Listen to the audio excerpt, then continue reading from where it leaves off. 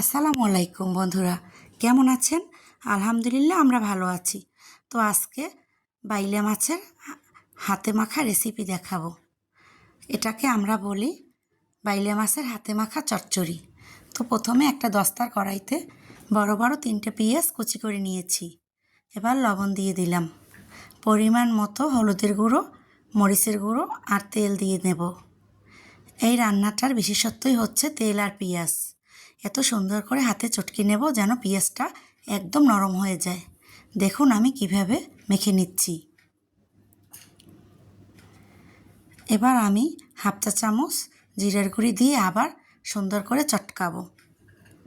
এই রান্নাটা এত সুস্বাদু হয় মাশাল্লাহ। এখন আমি আদা, রসুন আর পেঁয়াজের পেস্ট দিয়ে দিলাম অল্প অল্প। আর কেটে ধুয়ে পরিষ্কার করে রাখা বাইলে মাছগুলো দিয়ে আবার এমন সুন্দর করে মাখবো যেন মশলাগুলো মাছের মধ্যে ঢুকে যায়। উপর থেকে কিছু আবার তেল ছিটিয়ে দেবো, এতে মাছটা খুবই চকচকে দেখাবে। দেখুন আমি কিভাবে মাখতেছি। এবার আমি 10 মিনিটের জন্য রেস্টে দিয়ে রাখবো, যাতে ভালো মতো মাছের মধ্যে আবারও মশলাগুলো ঢুকে যায়। এখন আমি পরিমাণ মতো পানি দিয়ে দেব। বেশি কতগুলো দেওয়া যাবে না, বাইলে মাছ এমনিতেই নরম। আমরা বরিশালের মানুষ বাইলে মাছ বলি, আপনারা হয়তো বা বেলে মাছ বলে থাকেন। এবার আমি ফ্রোজেন করা কিছু কাঁচামরিচ দিয়ে দিলাম, দিয়ে আমি চুলাটা ধরিয়ে রান্না বসিয়ে দিলাম।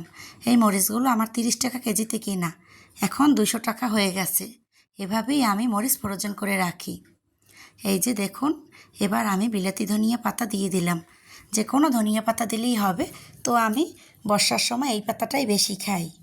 এবার আমি বারবার কড়াইটা এভাবে দুলিয়ে দেব, তাহলে আর মাছটা নিচে লেগে যাবে না। রান্নার লোকটা দেখুন মাশাআল্লাহ, আলহামদুলিল্লাহ। এভাবেই আমি মাখা মাখা করে তুলে নেব। গরম গরম ভাত দিয়ে খেতে অসাধারণ লাগে, কিন্তু দুঃখের বিষয় আমার বাচ্চারা এগুলো খায় না। তারা চিংড়ি মাছ, ইলিশ মাছ, গোশ আর ডিম খায়। তো এবার তাদের জন্য রান্নার আয়োজন। সবজি রান্না করছি আমাদের জন্য চিংড়ি মাছ দিয়ে কাঁচা কলা, আর তাদের জন্য ডিম পোস্ট করে ভুনা করব।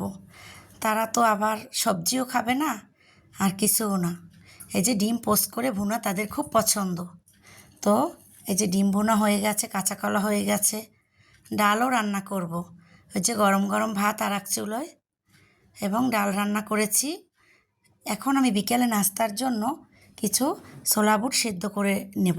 এই যে ডাল রান্না চলতেছে। এই ছোলা বুটগুলো আমার রমজানে বেঁচে যাওয়া ছোলা বুট, নাস্তা হিসেবে আমি দুপুরেই রেডি করে রাখবো। জানি না রমজানের মতো মজা লাগবে কি না, রোজায় তো এর স্বাদ আলাদা থাকে। আমি বেশিরভাগ নাস্তা দুপুরে রেডি করেই রাখি। এই যে আমার ছোলা বুটের লুক দেখুন কেমন হয়েছে রান্নাটা, অবশ্যই কমেন্ট করে জানাবেন। সবাই ভালো থাকেন, সুস্থ থাকেন, আল্লাহ হাফেজ।